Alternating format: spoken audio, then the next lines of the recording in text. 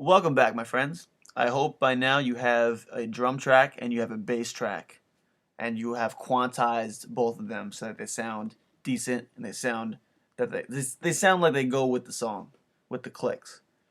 But for this step, you're gonna want to click this so that it's not highlighted purple, or this one for that matter, because you don't want to hear that for this part that we're gonna do. This part, we're going to save our song as MP3 files.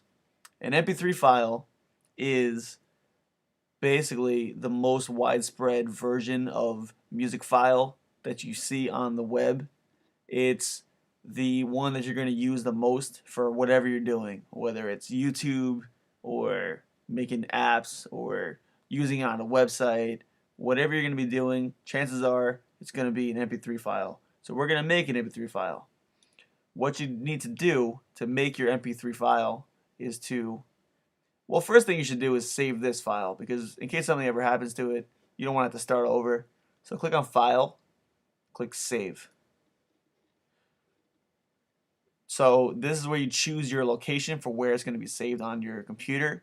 I'm going to just keep it to GarageBand. It's going to be a GarageBand folder. Where it says Save As, I like to do it this way.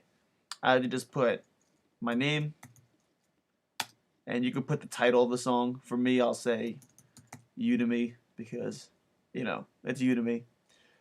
And then I like to put the date of when I started it, because I want to just be able to find it very easily. I'll be like, oh, what's that song I did back in December? And I could just easily find it because the date is right on the file. That's just my way of doing it. You can do it whatever way you want, but I think it's better. So for me, I'm going to do that. So today is 12/19/14. So I do it that way because I want to know where it is and I want to know when I did it. So click Save. And you know it's saved because up here the file says what I just typed. Now I need to save it as an MP3 file, which is totally different than a GarageBand file. A GarageBand file will say .band on it, and it won't play anywhere besides GarageBand. You can't like put it on your iPod or anything. You need to make it as an MP3 file. Think of it like this. Think of it like the GarageBand file is kind of like a big stack of papers on your desk, and you can't really deliver that easily. It's like too much to handle. Making an MP3 file is kind of like putting all the pieces of paper into an envelope and sealing the envelope. Now it's easy to transfer. You can put it in mailboxes and you can send it to other people easier without losing things. It's not all a big disorganized mess anymore. We condensed it into one single object. That's basically what we're going to do right now.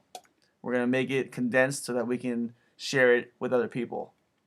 So click on Share, and then click, well, these are the options. You can make it ringtone for iTunes. You can put it on SoundCloud, song to iTunes, whatever you want. But for our purpose, we're going to go to Export Song to Disk. Click on that.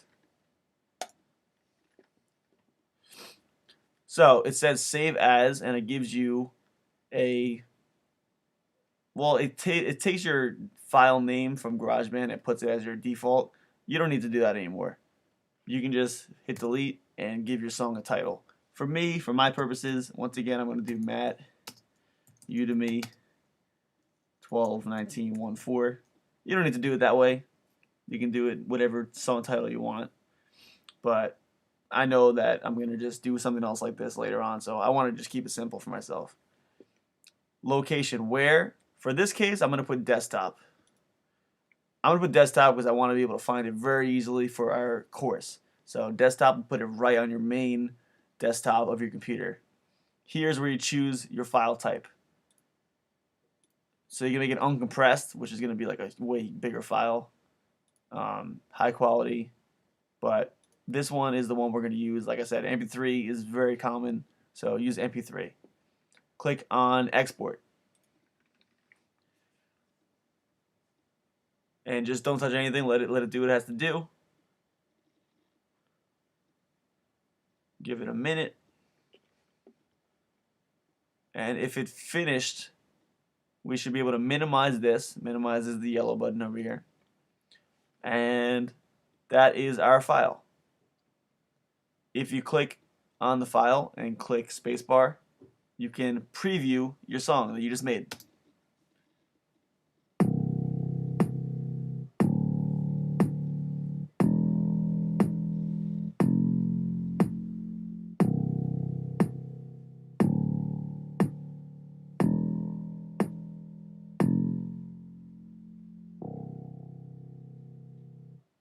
Okay, a lot of times people don't forget to change that metronome setting with the clicks, and you'll hear the clicks throughout the whole song because they click that.